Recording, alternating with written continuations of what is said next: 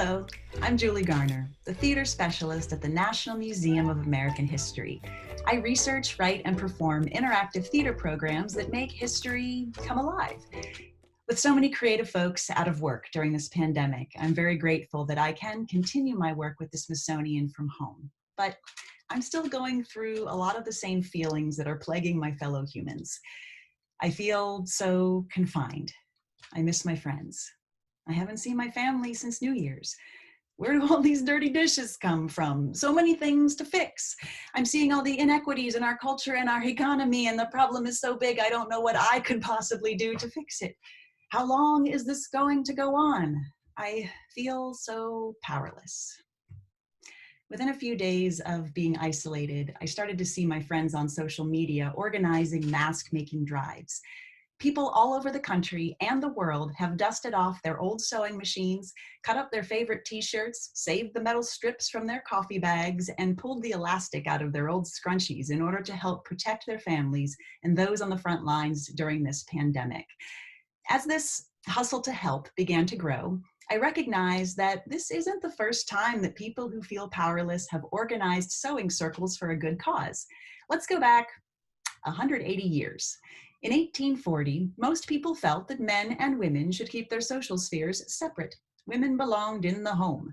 Their duties included cooking the food, cleaning the house, washing the linens, mending the clothes, birthing the babies, and upholding the principles of virtue and morality in the home. So, in a way, they felt powerless and stuck in the house. No Netflix, no video games, no internet, no indoor plumbing, but yet a human desire to help those in need. Specifically, they organized themselves through letter writing and sewing circles to help the anti-slavery movement. Now, slavery was a big, complicated issue in 1840. Unfortunately, Americans were deeply divided over whether enslaved people were entitled to the unalienable rights of life, liberty, and the pursuit of happiness. For women who did recognize the moral dilemma of slavery and have the means to do something about it, they were so socially and geographically isolated, it was a challenge to provide any direct assistance, and they certainly couldn't vote against it. One of the characters I perform in the museum is Mrs. Lucy Caldwell, an otherwise ordinary person who you probably haven't heard of. She held anti-slavery society meetings in her home. Women would organize sewing circles to make crafts, home goods, and articles of clothing that they would sell at the anti-slavery fairs to raise money for the cause. We often stitch slave scenes or mottos into many of the items. Here's a potholder with a clever message.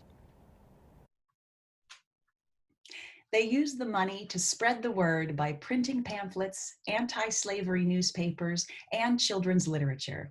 They funded the transport and lodging of abolitionist lecturers, and they purchased food and supplies for fugitive slaves making their way to freedom.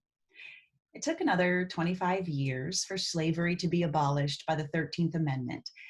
Lucy and her fellow abolitionists in 1840 probably did not think the country would end up in a civil war, but their volunteerism supported the abolitionist cause and helped change minds.